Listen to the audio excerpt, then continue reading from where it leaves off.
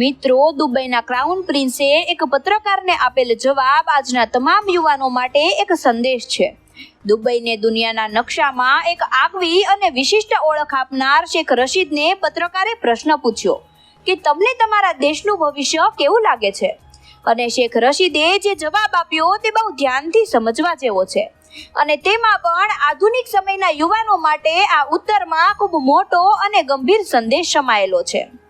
ત્યારબાદ શેખ રશીદે કહ્યું કે મારા દાદા ઊંટ ચલાવતા, મારા આતા પણ ઊંટ સવારી કરતા અને આજે હું મર્સિડીઝમાં બેસું છું. મારો પુત્ર લેન્ડ રોવરમાં ફરે છે અને મારો પૌત્ર પણ લેન્ડ રોવરમાં અથવા તેથી મોંઘી અને આધુનિક સુવિધાઓ વાળી કારમાં ફરશે. પરંતુ મને ખાતરી છે કે મારો પરપૌત્ર પુનઃ ઊંટ પર સવારી કરશે. આ સાંભળીને પત્રકારને આશ્ચર્ય થયું.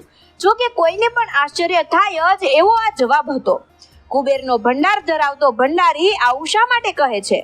પત્રકારે સામો પ્રશ્ન કર્યો કે તમે આવું કેમ કહો છો? હવે શેખ રશીદ જે સાહજિકતાથી જવાબ આપે છે એ ખરેખર સમજવા જેવો છે. શેખ રશીદ ઉત્તર આપતા કહે છે કે સંઘર્ષ અને મુશ્કેલીઓ જ મજબૂત માણસો પેદા કરે છે. મજબૂત માણસો પોતાના સામર્થ્યથી સમય અને જીવન બંનેને આસાન બનાવી દે છે અને તકલીફો વિનાની સરળ જિંદગી માણસો પેદા કરે છે. અને નિર્મળ માણસો સમયની કિંમત સમજવામાં ઊણા ઉતરે છે અને તેઓ જીવનમાં મુશ્કેલીઓને નિમંત્રે છે.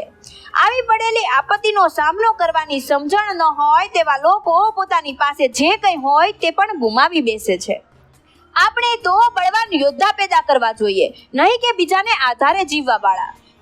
શેખ રશીદનું આ વિધાન આજની ટેકનોલોજીની સગવડમાં કોઈ પણ જાતની અગવડ વગર ઉછરી રહેલી અને જીવી રહેલી આધુનિક પેઢી માટે આંખ ખોલી નાખે તેવું છે.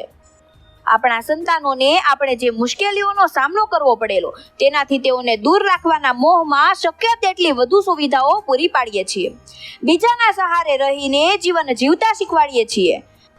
પરિણામે તેઓ સ્વયંની શક્તિથી, સ્વયંની સમજણથી, સ્વયંની કુનેહથી કે સ્વયંની આવડત અને હોશિયારીથી વિકાસ કે સફળતાના પગથિયા ચડવાનું સામર્થ્ય ગુમાવી બેસે છે.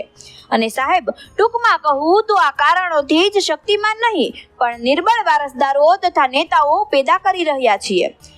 તો મિત્રો, વિડીયો વિશેનો તમારો અભિપ્રાય કોમેન્ટમાં જણાવો અને તમને અમારો વિડીયો પસંદ આવ્યો હોય તો વિડીયોને લાઈક કરો અને વધુમાં વધુ શેર કરો. ધન્યવાદ.